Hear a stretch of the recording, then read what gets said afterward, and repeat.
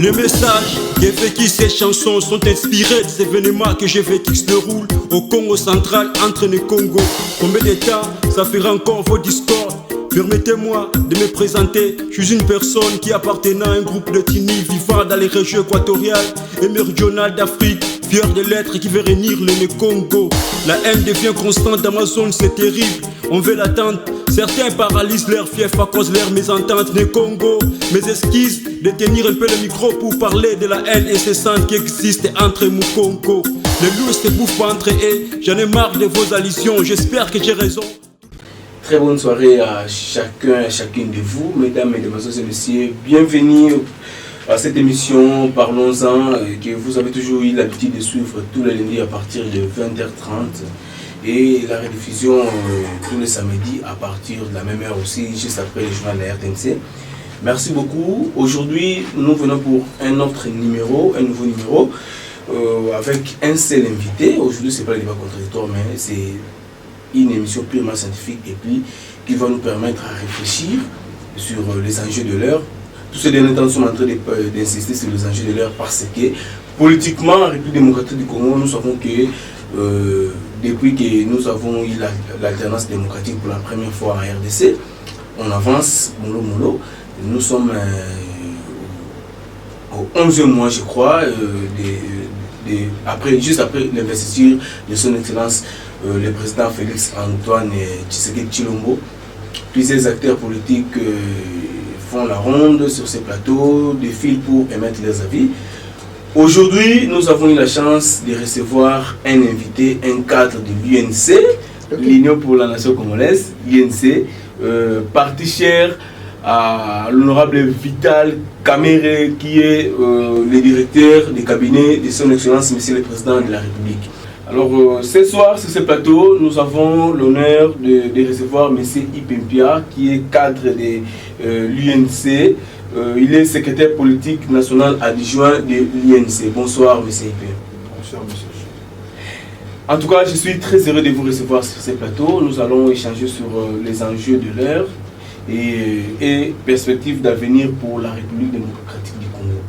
Nous savons que nous sommes Congolais tous, nous suivons la politique, ce qui se passe aujourd'hui.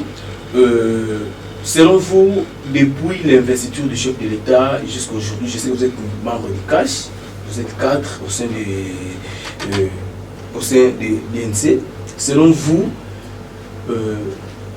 est-ce qu'il y a quand même des avancées significatives depuis que le chef de l'État a été investi en date du 24 janvier? Merci pour l'opportunité que vous nous accordez à nous exprimer ce soir sur les ondes de la télévision et dans le cadre de l'émission que vous avez l'habitude d'animer. D'entrée de jeu, je dirais oui. Il y a des avancées très significatives.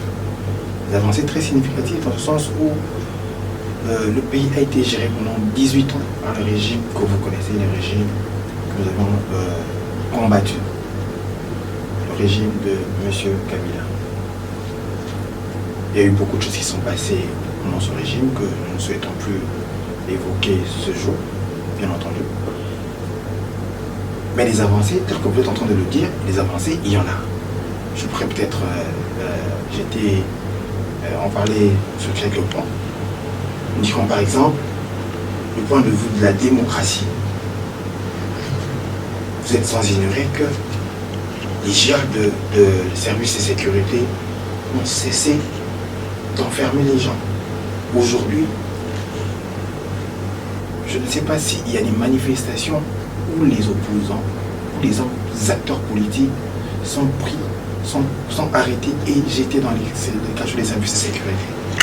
Je ne pense pas qu'il y a encore ces genres de pratiques qui se passent sous l'ère Tshisekedi.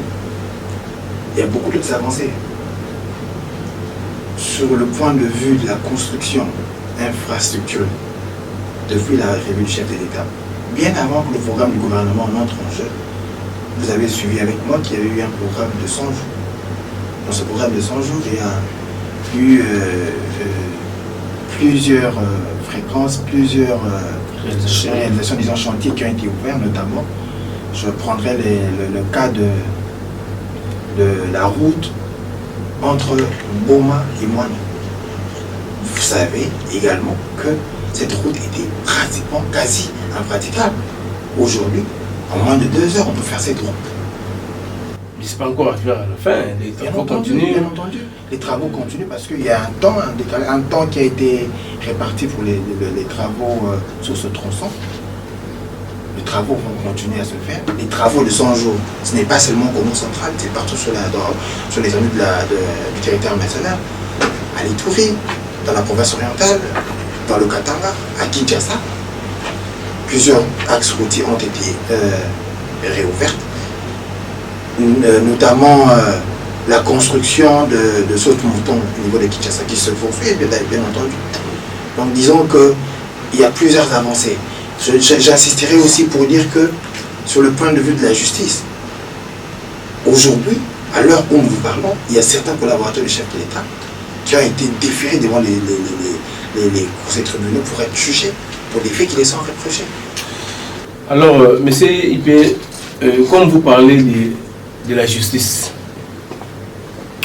est-ce que vous pensez que cette façon de faire du chef de l'État va quand même résoudre les problèmes? Parce qu'aujourd'hui, certains collaborateurs du chef de l'État déférés devant les conseils tribunaux, notamment l'arrestation d'un de ses conseillers. Alors, revenons un peu après l'investiture du chef de l'État.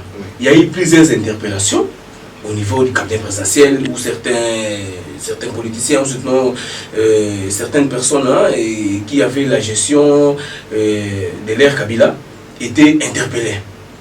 Il y avait des interpellations, mais à un certain moment, on n'a plus senti ça. Aujourd'hui, le chef de l'État va déférer l'un de ses conseillers au niveau de la justice.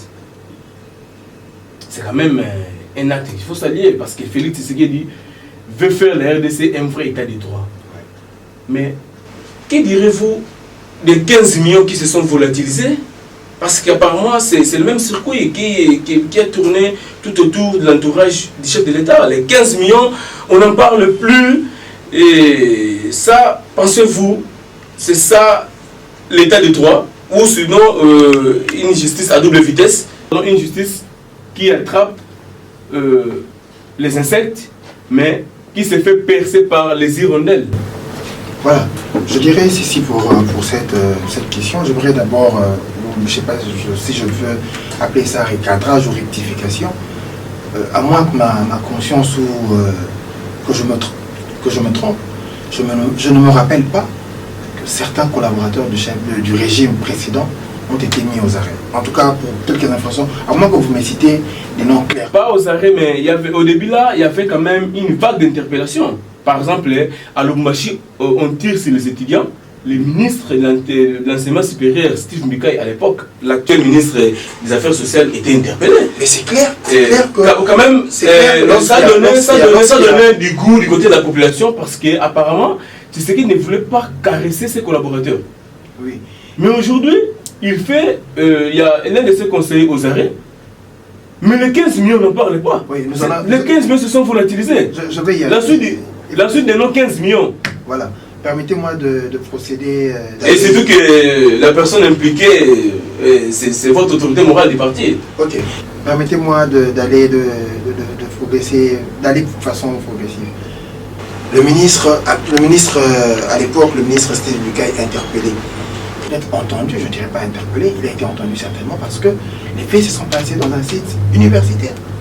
Il a la responsabilité de la gestion du ministère de l'enseignement supérieur et professionnel, je pense. Ce n'était que normal qu'à l'époque, on donne un élan, qu'on puisse effectivement montrer à la population que le régime Kabila et les régimes Tshisekedi n'œuvrent pas de la même façon. C'est un élément que je voudrais préciser sur ce point-là. On va essayer d'avancer. Concernant le collaborateur du chef de l'État actuel qui est en détention pour les faits qui lui sont reprochés, oui, c'est un exemple. Nous n'allons pas aller de façon à faire la chasse à la sorcière. Mais lorsque les faits sont reprochés à un collaborateur du chef d'État, cela voudrait tout simplement démontrer à suffisance que le président a mis une ligne où tout le monde ne peut pas franchir. C'est-à-dire que nous devions, à notre niveau, que chacun, où il se trouve, où les responsabilités sont établies, respecter sa parcelle d'autorité. Nous ne sommes plus dans ce temps où vous avez telle responsabilité, vous vous permettez de faire telle autre chose. Le temps a évolué. Revenons aux 15 millions. J'aimerais dire quelque chose de très précieux et très capital. Nous avions entendu, par-ci par-là, que le président national de l'UNC, M. Vital Kamerhe, aurait été cité comme, je ne sais pas si je dirais, la personne ayant détourné les 15 millions. Parce que à ce jour, je mets quiconque à défi. Personne ne saura démontrer, noir sur blanc, que M. Vital Kamerhe a détourné 15 millions de la République. Est-ce que vous êtes sûr, lorsque vous dites que vous mettez quiconque à défi? Nous mettons quiconque à défi. Maintenant, pourquoi il y avait même des avocats du chef de l'État qui demandaient à celui-ci de démissionner? Parce que pour eux, il avait sali même la personnalité du chef de l'État. Mais est-ce que nous sommes avocats? Et que tout le monde a compris que si M. Vital Kamerhe a été blanchi parce qu'il est partenaire au chef de l'État, non, au syndicat. Ne disons pas que M. Vital Kamerhe a été blanchi. Parce qu'il n'y a jamais eu de procès, il n'y a jamais eu l'enquête en question, n'a jamais démontré. Mais lorsque le chef de l'État va soutenir que rétro-commission... Oui, mais c'est le chef d'État qui en parle. Ce n'est pas le directeur de cabinet du chef d'État qui en parle. L'histoire, je ne sais pas si vous connaissez les tenants et les aboutissants de cette histoire. Cette histoire de 15 millions n'ont pas commencé sous l'ère Vital Kamerhe en tant que directeur de cabinet du chef d'État. Cette histoire a régné pendant le régime Kabila. 15 millions, il y a une quantité qui sortait et qui était distribuée par certaines personnes. La faute ou le péché de Vital Kamerhe, ce que les gens lui ont reproché, c'est quoi? Parce qu'il a sollicité que ces 15 millions soient déversés dans le compte où le chef de l'État a prévu pour les travaux de 100 jours. C'est comme ça qu'il a été cité par-ci, par-là. Mais M. Vital Kamerhe n'a jamais touché à cet argent. Je mets quiconque à défi, qui est des avocats, qui est des organisations de droits de l'homme, des ONG, qui on l'accuse, qui nous démontrent ce jour que M. Vital Kamerhe a détourné 15 millions. Mais parce que lui-même, le chef a tonné. Mais le chef a tonné, le chef a été interviewé. A protégé son directeur de cabinet. Soyons responsables de nos propos. Le chef a fait une interview sur une chaîne internationale, je pense. Oui. Le chef l'a dit clairement. Jusqu'à preuve du contraire, il fait confiance à son directeur de cabinet. Il a même parlé très clairement d'une rétrocommission. À ce stade, cette rétrocommission qui a été évoquée a été, comment dirais-je, c'est un arrêté ministériel qui donne droit à ces 15 millions. Un arrêté interministériel. Je ne sais pas si prochainement nous aurions l'occasion d'en parler. Nous allons essayer de nous documenter pour vous ramener les éléments et constater par vous-même que M. Vital Kamerhe n'a jamais touché à ces 15 millions.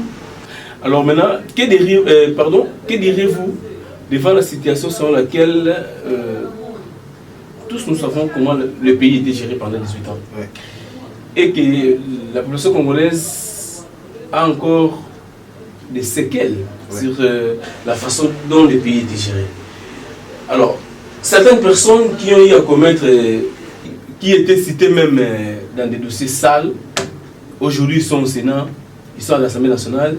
Apparemment, des frères Koulouna en cravate sont protégés. Ce qu'ils ne le voient pas, mais ils se contentent de faire, de déférer devant les cours des tribunaux son conseiller qui est aussi son ami. Et certains détournements, ou sinon des gens qui ont été impliqués dans des dossiers et entrés à la justice, qui ne sont pas poursuivis jusqu'ici, qui se promènent, qui se permettent aussi de dire de n'importe quoi. Alors vous, en tant que cadre de l'INC, qu'est-ce que vous pouvez reprocher? Nous disons ceci par rapport à cela. Que les gens ont été reprochés sous l'ère Kabila, que ces personnes se retrouvent au Sénat ou au Parlement aujourd'hui. Un député, un sénateur ce sont des personnes qui ont été votées, je pense. D'abord au premier degré par la population, n'est-ce pas? Et au second degré par les députés provinciaux. Pour les sénateurs. Pour les sénateurs, c'est quelque chose que je voulais bien entendu souligner. Alors, à ce jour, ces personnes sont couvertes des immunités.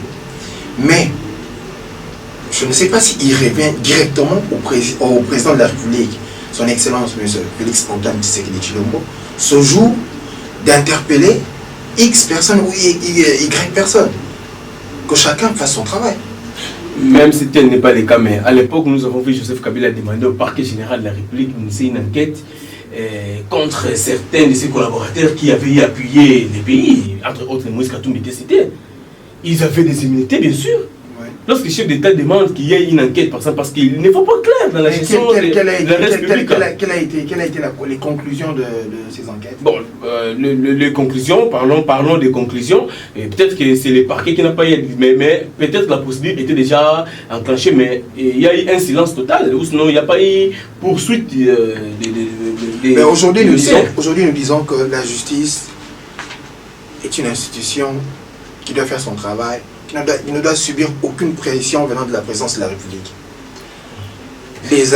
Les conseillers du chef de l'État qui a été déféré devant la justice, les faits qui lui sont été reprochés se sont quand même avérés graves. Il a outrepassé son pouvoir, il est allé au point de confier à une firme internationale une licence pour venir faire une investigation, une étude au Congo. Mandat qui revient spécialement au chef de l'État. Ou alors, monsieur devrait passer par le directeur du cabinet du chef d'État qui devrait, d'une certaine manière, informer l'autorité suprême du pays pour un avis. Nous voulions parler de ce qui concerne le Congo aujourd'hui. Certes, il y a eu des victimes pendant l'ère Kabila. Nous ne disons pas que tout ce qui a été fait sous l'ère Kabila était mauvais, mais nous sommes dans une structure de progression. Nous sommes dans une phase où les institutions de la République continuent. Il ne faut pas nous arrêter en fait. La justice a une mission. Elle va accomplir sa mission au temps et aux heures voulues, selon le bon vouloir des magistrats, selon le bon vouloir des dossiers que le chef aura sur sa table. Eh bien, la justice va accomplir son travail. Ne mettons pas une pression, en attendant de la justice un jugement.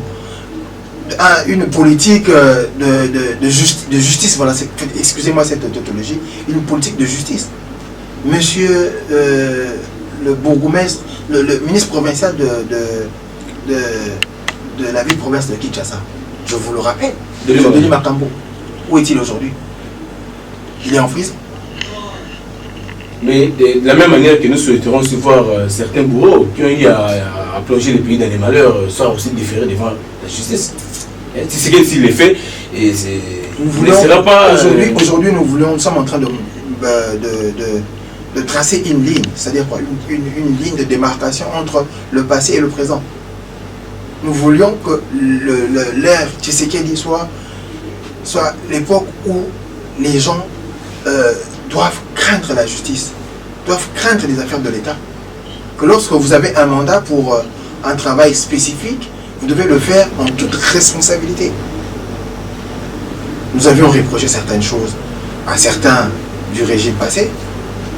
Aujourd'hui, nous ne voulons plus retourner dans les erreurs que nous avions commises dans le passé. C'est comme ça que le chef, mais les régimes, l'action de la justice aujourd'hui commence à frapper très fort. Le conseil du chef de l'État, c'est un signal très fort.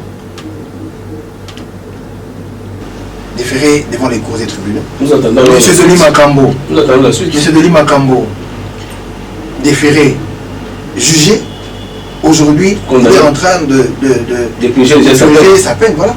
Mike Moukebaï qui a député national, député provincial si vous voulez, dont dans l'exercice de ses fonctions ou alors dépassant certaines limites dans son langage, est en train de subir la rigueur de la loi. Et M. Fayoulou, qui, auparavant, appelé le chef d'État, avait même dit, je cite, que le pays est dirigé par un partenaire des chefs de l'État. Ça, c'est plus grave. Cela engage M. Fayoulou. Un chef de l'État, on lui doit du respect. Permettez-moi un peu de retourner la question, bien la situation. Supposons que M. Fayoulou était chef de l'État. Il accepterait que quelqu'un le traite de pantin. Un chef de l'État, on le respecte. On le respecte. Nous devions avoir la culture du respect de l'autorité établie.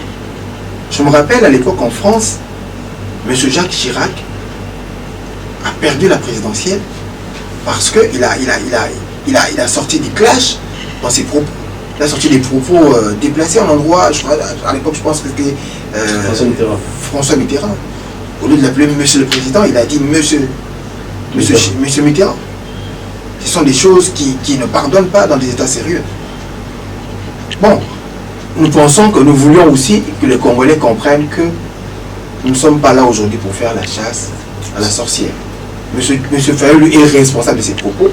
Les personnes qui l'ont voté constatent par eux-mêmes les propos qu'un homme d'État peut encore tenir. Nous espérons que demain ou après-demain qu'ils se ressaisissent et comprennent que la machine est déjà en marche. Merci beaucoup, M. IP. Vous suivez nos missions Parlons-en sur les antennes de la radio-télé de Cézanne Bouzani, votre émission politique que vous aimez très bien. Sur ce plateau, nous avons comme invité M. IP Mpia, qui est secrétaire politique national de l'Union pour la Nation congolaise, parti cher à l'honorable Vital Kamerhe. Alors, M. IP, dans votre coalition avec le FCC, vous, en tant que cadre du CACH, est-ce que vous pensez que, bien que vos alliés du FCC ont quand même mis de l'eau dans les vents, ces derniers temps, non, ils vont soutenir l'accord jusqu'en 2023, mais déjà un signal fort, après la retraite de Kisantou, le FCC dit qu'ils vont poser des jalons sur le terrain et surtout, ils vont gagner les élections à tout le niveau, pardon. Donc, pour dire que déjà en 2023, on ne parlera plus de l'accord CACH-FCC. Est-ce que c'est devant cette prise de position du FCC, déjà avant que nous arrivions même en 2020, pensez-vous que c'était vraiment bon de travailler en accord avec ces gens-là? Oui, nous le dirions une fois de plus. Permettez-moi, en tout cas, vous allez me permettre de m'exprimer sur ce point-là. Le FCC est une organisation libre. Nous sommes en coalition, certes, mais ils sont dans leur droit de parler de 2023. Ils sont libres, ils sont dans leur légitimité de parler de la conquête du pouvoir en 2023. Mais nous aussi, nous avons les mêmes ambitions. Nous espérons que la coalition,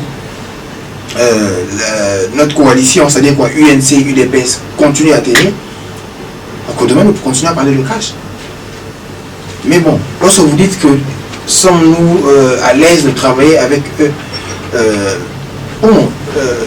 je reprends pour dire qu'ils sont dans leur droit. Le travail que nous faisons actuellement, c'est la Constitution qui nous l'a imposé. Nous avons gagné la présidentielle. Ils ont la quasi-majorité de députés au niveau national, au niveau provincial. Nous étions obligés pour faire passer notre message, pour faire passer notre programme, de travailler avec eux. Voulez-vous que nous puissions entrer dans une phase, dans un gouvernement de cohabitation? Vous connaissez les conséquences d'un gouvernement de cohabitation. Aujourd'hui nous sommes en coalition. Le grand problème, c'est que le début de toute chose a toujours été difficile. Ce qui se passe aujourd'hui, à gauche et à droite, les tirs croisés, les coups, les hypercutes comme le secrétaire permanent du PPAD en a parlé. Je pense que ce sont les accidents de parcours. La démocratie, la coalition est encore jeune. Nous sommes obligés de travailler pour l'unité de cette coalition. Nous sommes obligés parce que la Constitution de la République nous l'a imposé. Parce que le Premier ministre devrait sortir de la majorité au Parlement. La majorité, c'est le FCC qui l'a emporté, qui l'a eu. C'est un élément important. C'est un élément important que nous devons faire comprendre à la population. Nous avons été imposés, nous avons été obligés de travailler avec le FCC. Ce n'est pas constitutionnel, bien sûr. Si c'est constitutionnel, bien entendu. C'est pas constitutionnel parce que le FCC, en principe, des fois, on prend votre place. C'est comme ça que nous disions. C'est comme ça que nous disions. Parce que la Constitution est claire. Le Premier ministre est ici de la majorité parlementaire. Oui, bien entendu. Or, l'UDPS était dans l'opposition. Aujourd'hui, maintenant, c'est l'UDPS qui est. Nous avons remporté. Ne parlez pas de l'UDPS, on peut parler de la coalition. La coalition, bien sûr. Parce que la coalition cash est une résultante de l'union entre l'UDPS et l'UNC. Lorsque vous parlez tout simplement de l'UDPS, on a tendance à oublier l'UNC. Nous sommes un acteur majeur de cette victoire. Alors je dirais que la coalition, telle qu'elle se présente aujourd'hui, coalition FCC Cash, je le reprends, c'est une imposition de la Constitution. Pourquoi? Parce que le Premier ministre devait sortir du rang de la majorité au Parlement. Oh, vous n'avez pas cette majorité. Voilà. Nous en venons d'ailleurs. Nous reconnaissons que le Cash n'a pas cette majorité. Alors, nous n'avons pas cette majorité. Mais non, moi je pense qu'il faut maintenant souligner que c'est un accord, un arrangement entre deux plateformes politiques qui n'engagent pas la Constitution. Parce que s'il faut revenir du côté de la Constitution, le Premier ministre doit sortir de la majorité parlementaire. Or, lorsque l'INC et l'UDPS, ils sont des alliés, ils étaient à Nairobi, ils ont fait des accords, ils ont pris des accords. Alors aujourd'hui, ils ont la présidence. Or, le FCC a la majorité parlementaire. Donc, un arrangement particulier, un accord parallèle à la Constitution. Nous ne sommes pas. Parce que votre accord n'engage pas la Constitution du pays. Non, je ne pense pas que nous avions violé la Constitution quelque part. Nous sommes c'est ça les arrangements politiques. Nous sommes en politique, bien entendu. Nous avions à notre niveau, nous avons gagné, je crois, nous avons gagné la présidentielle. Pour faire passer un message du président de la République qui veut que le Congo, il a un programme, bien entendu. Nous devions effectivement avoir cette majorité au Parlement. Nous ne l'avions pas. Que faire à ce stade-là? Nous étions obligés, bien entendu, de faire bloc avec le FCC pour faire passer un message, pour faire passer notre programme, le programme du gouvernement, qui est une entente entre le programme du président de la République, le programme du gouvernement qui est exécuté par le gouvernement par l'autorité du Premier ministre, mais bien élaboré entre le Premier ministre et le président de la République. Ainsi donc, nous avions été obligés de nous réunir dans la coalition FCC Cash. Donc je pense très sincèrement que nous n'avons pas violé la Constitution. Un arrangement politique a été trouvé pour faire passer notre message. Lorsque je parle de notre message, c'est-à-dire notre programme, le gouvernement. C'est un programme qui a été discuté entre les deux plateformes. Et aujourd'hui, nous sommes en train de la mettre en pratique, bien entendu. Alors, merci beaucoup, M. IP. Alors, nous sommes quand même au Congo central, nous sommes congolais, nous sommes citoyens congolais, nous ne pouvons que faire des analyses à ce qui concerne les enjeux de l'heure et puis certaines situations politiques qui dérangent le pays. Aujourd'hui, vous êtes des bons dans les Congo central. Ce qui se passe aujourd'hui au Congo central, en tant que cadre de l'INC, est-ce que pensez-vous que la province avance ou sinon nous sommes en train de trottiner? La province avance au pas des tortilles, ça ne marche pas.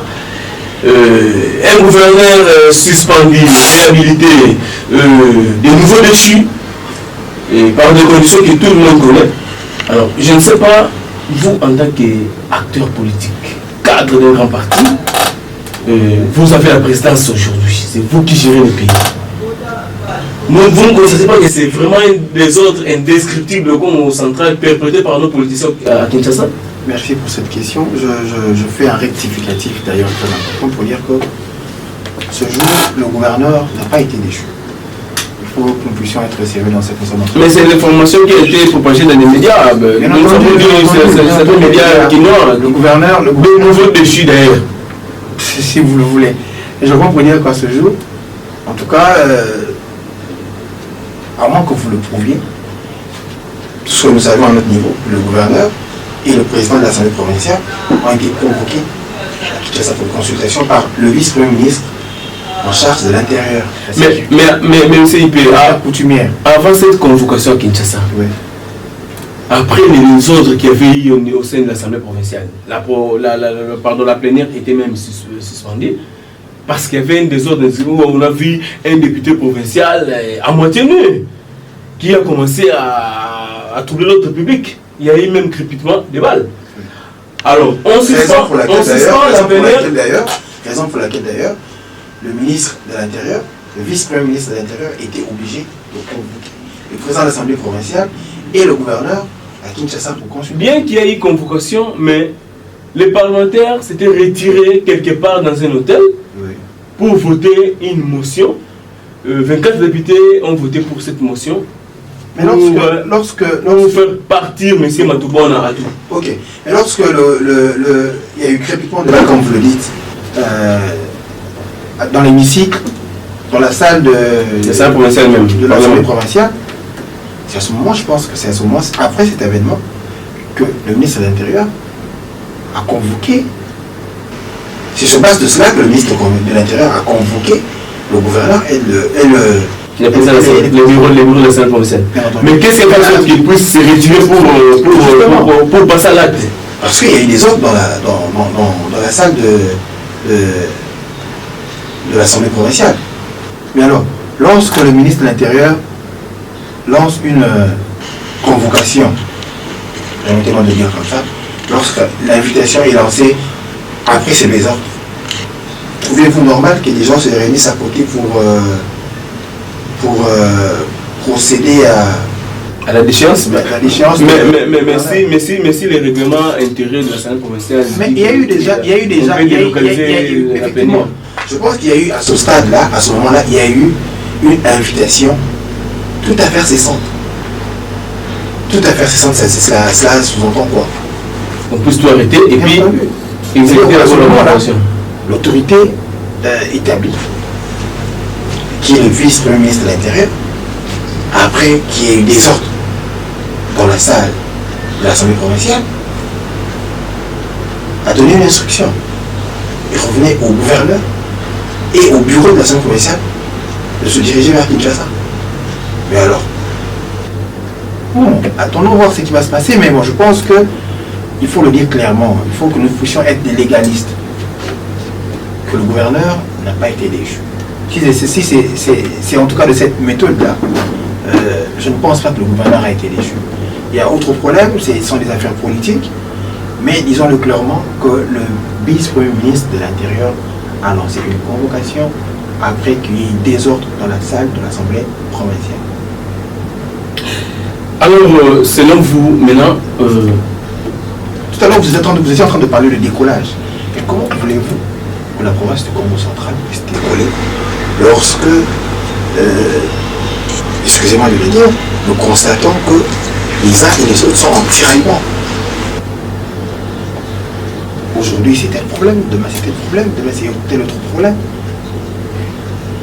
Le Congo central devait se réunir. Les fils du Congo central devaient s'unir d'ailleurs pour faire un cahier des charges, faire avancer la province. À ce jour, où en sommes-nous avec le projet du port en eau profonde de Banana? Quel est l'état du port de Goma? Quel est l'état du port de Matadi? Des sources importantes qui font entrer des capitaux au Congo. Et nous avons l'impression que les politiciens, les Congos sont distraits, en train de se chamailler, de se tirailler. Pour les miettes.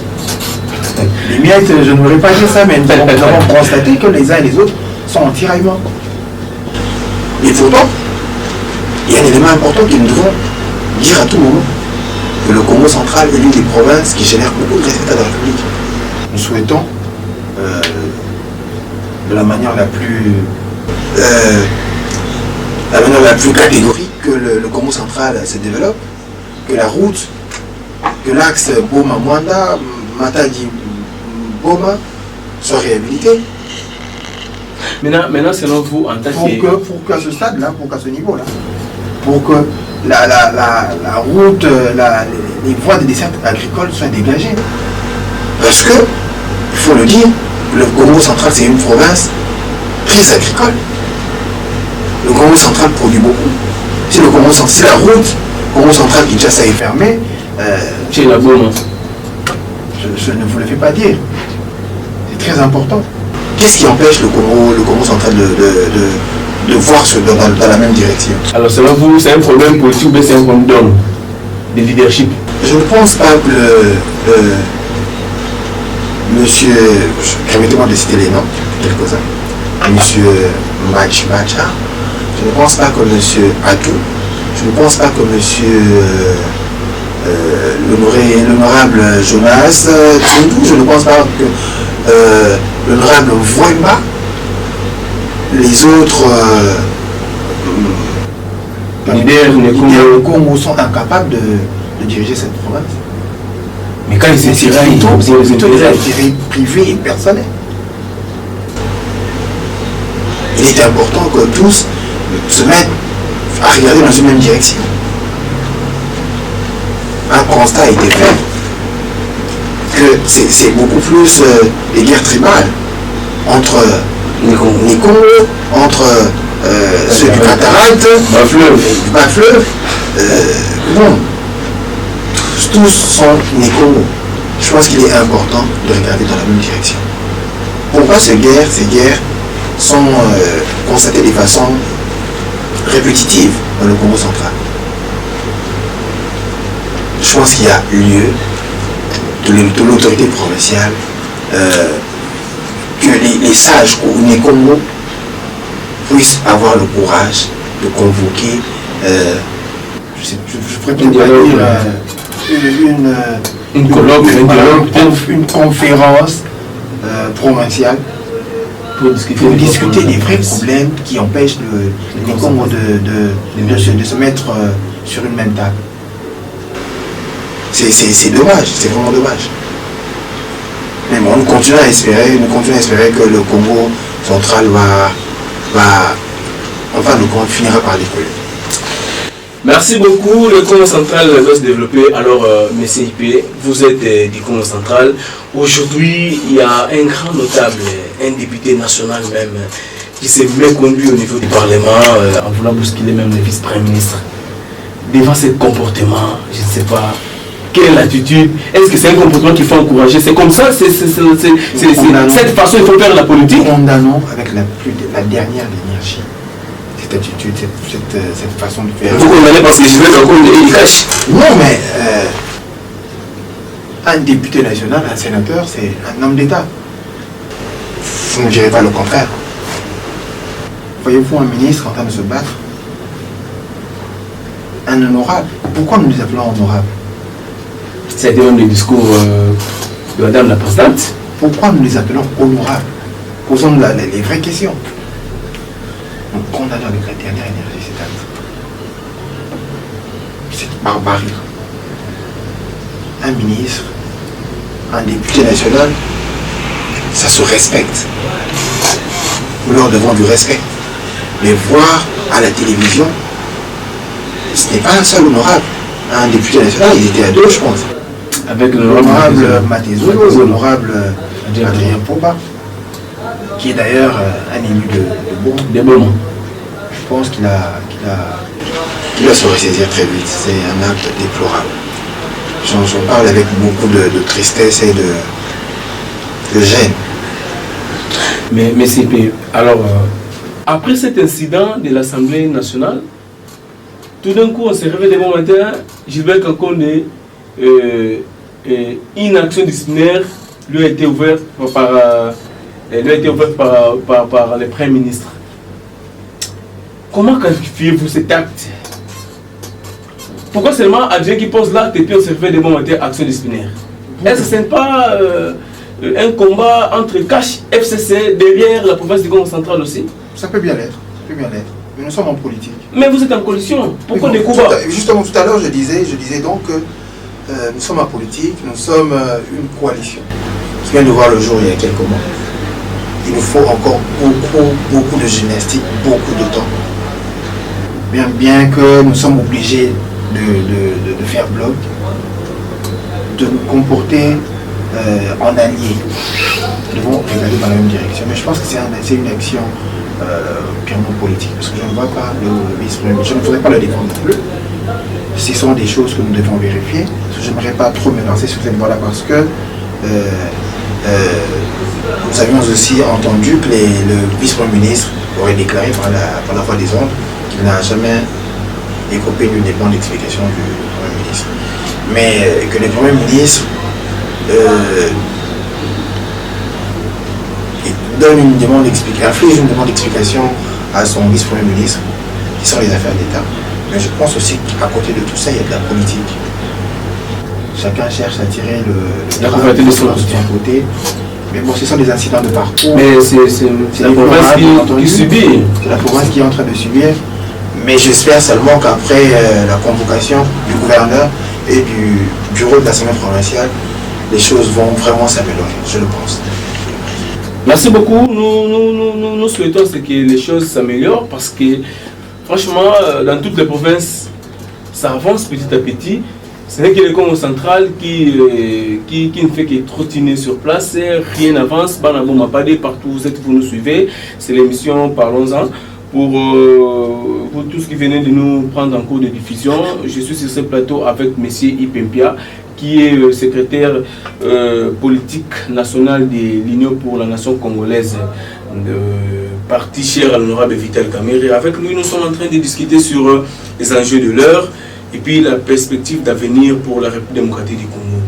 Alors, nous sommes en train de chiter, M. Ip, je ne sais pas, pour vous, perspective d'avenir, qu'est-ce que vous souhaiterez voir dans votre coalition FCC Cash pour la bonne marche du pays? Nous souhaiterons voir des projets avancer.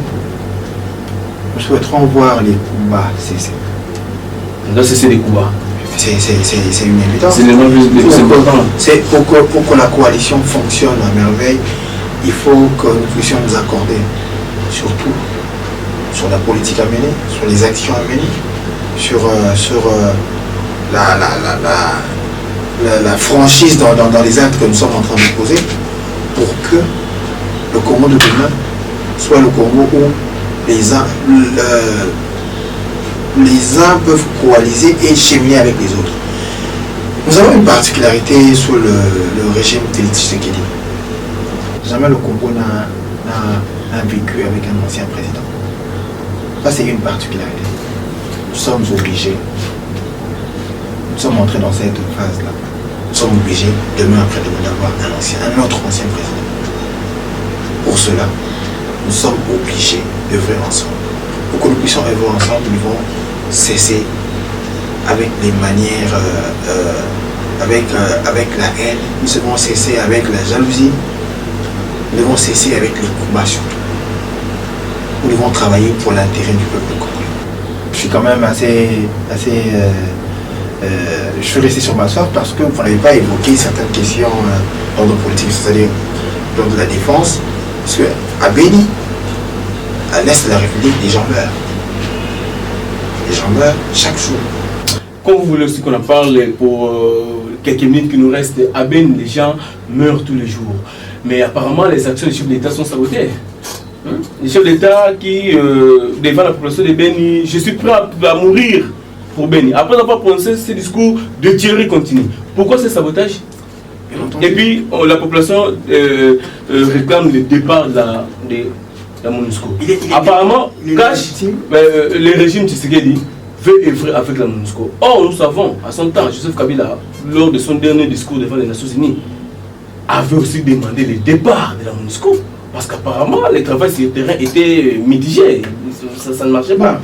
Le dire... Pourquoi le maintien de la MONUSCO tant que les choses ne marchent pas? Je me rappelle que le président Kabila n'a pas demandé le départ de la MONUSCO. a demandé... Le départ progressif. Progressif, bien entendu, voilà. C'est-à-dire, oui, à ce jour, la situation à l'est de la République a quand même évolué, il faut le dire. Bien que ça fait très mal, les gens meurent à peine.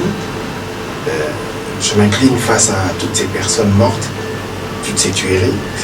Ce sont des actes barbares que nous devons condamner d'ailleurs. Mais il est important de dire aussi que la MONUSCO est un appui considérable pour la République démocratique du Congo. Après 20 ans,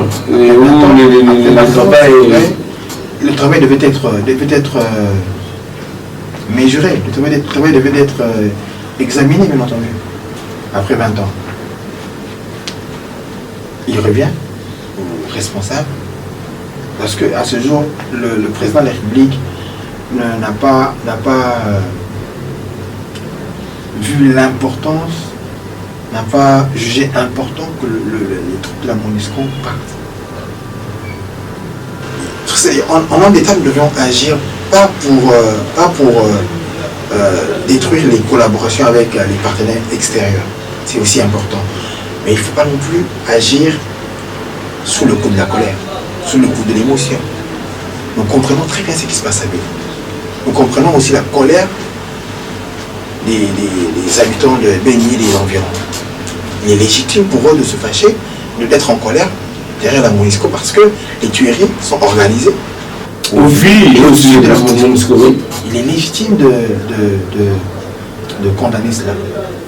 Mais il revient aussi aux responsables au niveau de Kinshasa, au niveau du gouvernement national, de donner des instructions claires. Et à l'état-major général de la force armée de la République et à la MONUSCO. Sécuriser la population, défendre la population. Je pense que ces derniers jours, les taux sur la rébellion, sur les rebelles ADF est en train de se refermer, bien qu'il y ait encore des poches, des résistances par-ci par-là. Mais il y a un élément très important que nous devons souligner. Il y a un adage qui dit le jour où la guerre commence, nous le connaissons. Mais le jour où ça prend fin, nous ne le savons pas. Nous continuons à espérer que la situation à Béni demain aille mieux. C'est notre prière tous les jours. Alors, merci beaucoup, M. IP, pour toutes ces réponses. Nous sommes pratiquement à la fin de notre entretien de l'émission de ce soir. Alors, je ne sais pas, avez-vous votre dernier mot en ce qui concerne la politique au niveau local? Quel conseil, parce que vous êtes aussi jeune, hein, quel conseil avez-vous à donner à nos amis politiciens jeunes, ou sinon la manière dont la politique est gérée au niveau de Boma? Et puis votre dernier mot pour le numéro de ce soir. Oui, à la population de Boma, aux jeunes de Boma, nous demandons, surtout aux jeunes de Boma, d'être très actifs. Il est temps pour que les jeunes, les vrais, se mettent debout pour le développement de cette contrée. Il est important, il est capital que la jeunesse se prenne en charge. Laisser la politique aux vieux, nous ne sommes pas contre cela, mais je pense qu'il est important que les jeunes de Boma se prennent en charge en tout. Les décisions qui doivent être prises en province, dans la ville de Boma, doivent être faites avec l'apport de la jeunesse. Il y a beaucoup des aspects qui peuvent être associés à la jeunesse, notamment l'organisation dans la ville des ONG pour sécuriser les quartiers contre, par exemple, les Koulouna, bien entendu. Les actions qui doivent être menées contre les enfants de la rue, bien entendu, mais aussi un aspect sur la citoyenneté pour la gestion de la ville. Il est important de parler à la jeunesse parce que lorsqu'il y a des faits graves qui se passent en province ou partout ailleurs, c'est beaucoup plus la jeunesse et les femmes qui en pâtissent. Il y a un danger que la jeunesse reste en arrière-poste. Il faut que la jeunesse se lève pour participer à l'action du développement. Je pense que dans les jours qui vont venir, il y aura des élections municipales. il est important que la jeunesse se prenne en charge. Peut-être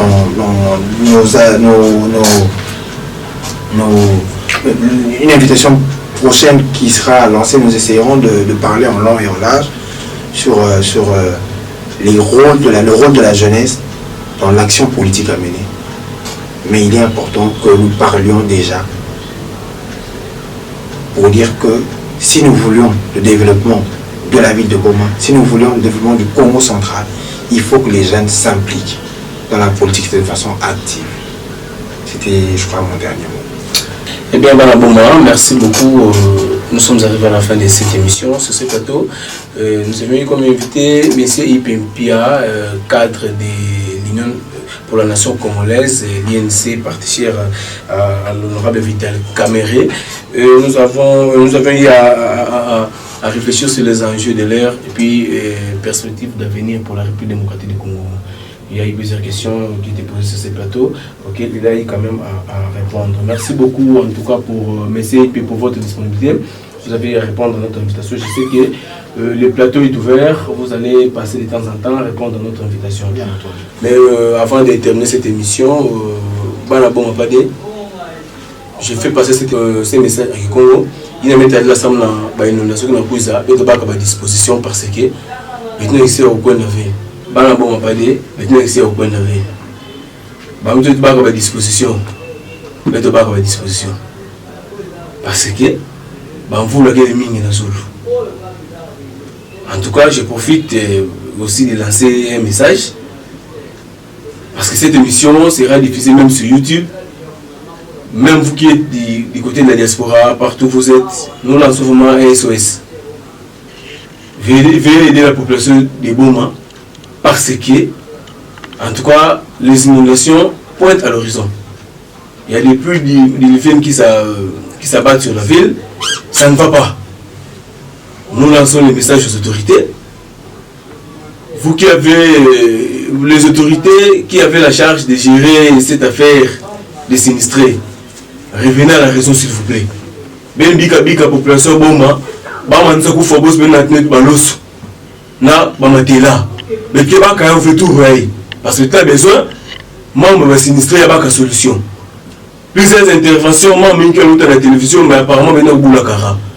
Maintenant boulon na ba fumu ya boala na niveau qui chasse.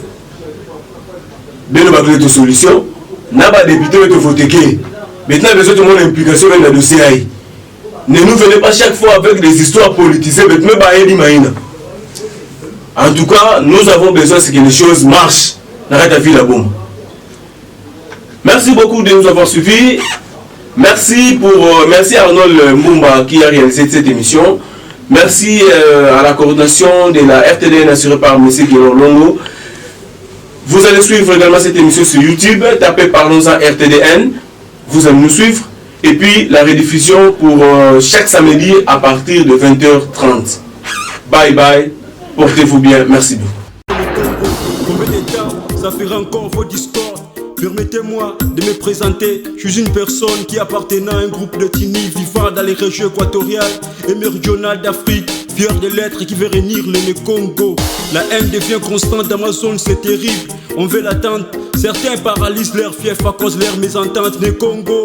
Mes esquisses de tenir un peu le micro pour parler de la haine incessante qui existe entre Mukongo. Les loups se bouffent entre eux. J'en ai marre de vos allusions. J'espère que j'ai raison. Tout le monde en parle. On voit clair à vos jets, à vos aversions. Vous avez assassiné la cohésion et vous l'avez fait y remplacer par la collusion.